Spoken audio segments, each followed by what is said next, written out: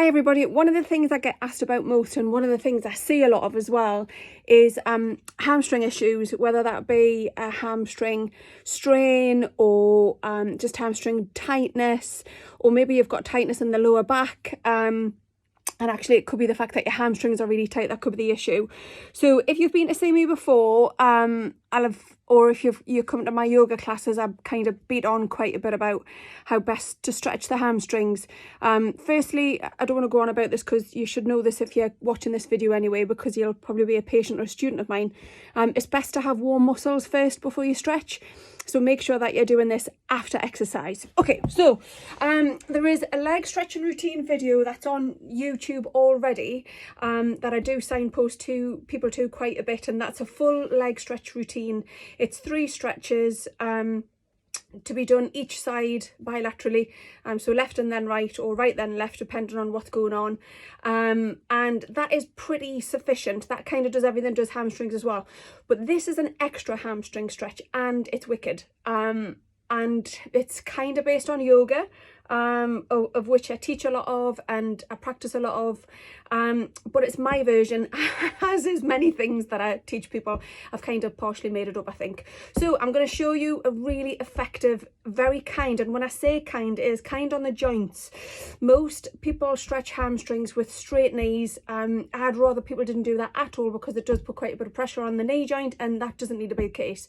So you can stretch hamstrings far more effectively with slightly bent knees, because that means that you get the stretch at the attachment point of the hamstring, which is generally where people will have problems, as opposed to the distal part, which is the part furthest away from the actual top of the hamstring. And when you have a straight leg, this is the part that you tend to get. So anyway, less chatting and more doing. Okay, so how you're going to do this is you're going to stand nice and tall and straight. So I'll do this straight on to start with. So you should be in alignment. What that means is my ankles are underneath my knees are underneath my hips. Now your hips are here, yeah? Everybody seems to think that the hips are all the way out here. They're really not. Your hips are here, yeah? So if we think about where the bony bits are and coming a little bit, that's kind of where your ball and socket sits. So you're going to be hip width apart. If you look down to your feet, you should be able to get your fist width in between your feet, no more no less. So I'll do this from the side again now. So we're going to have a softness in the knees, yeah, so we're not going to be fully extended, hyperextend as well. So for those that hyperextend, not brilliant to do, really, we don't need to do it. So a nice little softness in the knees. We're going to make sure that our pelvis is tilted slightly forward, yeah? So I'm going to do the exact opposite. I'm going to tilt it all the way back. I'm going to tilt it all the way forwards. I want to be somewhere in the middle. So it means that if we put the flat of our hand, the back of our hand on our lower back, and the other hand on our tummy, we should be able to feel the difference, and we should be able to feel a nice almost flatness really in the lower part of the back, and that tilts our pelvis. So these kind of things is all about how you set it up. So once you've got this, by the way, you know, it's much quicker to do it yourself at later dates. So you've got this all set up, you've got pelvic floor switched on, you've got core switched on. So you've got, you're kind of almost bringing your tummy button in towards your spine a little bit, switching your pelvic floor on, which basically means that you're trying to stop yourself from having away same muscles that you would use. And then what we're doing is we can do this in 2 ways. I'm going to show you the easiest way. The easiest way is grabbing the hands on the hips, hinging forward at the hips, yeah, and then just allowing yourself to drop down as much as you can. So what should be happening now is your tummy should almost be resting on the thighs, and you can bend your knees as generously as you need to at this point, and then you want to kind of really flop over. So my head is completely relaxed, my arms are relaxed, and the crown of my head is almost pulling towards the floor. Now at this point you can either grab a hold of the arms, so alternate elbows, and you can allow that pull as well, so it means you get a lovely stretch over under the axillaries and down into the latissimus dorsi, serratus anterior area.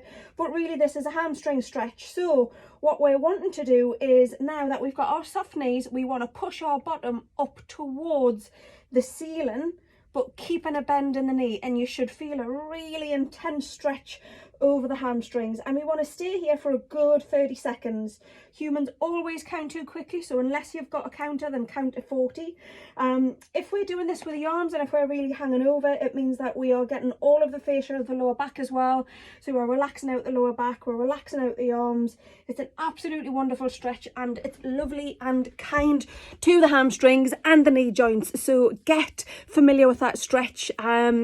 If you haven't got hamstring issues, if you've got any kind of activity that you're doing on a regular basis, it's good to stretch afterwards, because stretching puts your muscles back to where they were before you started the activity, and it helps your muscles to get rid of lactic acid, hydrogen, nitrogen, all the crappy stuff that you kind of build up through exercise.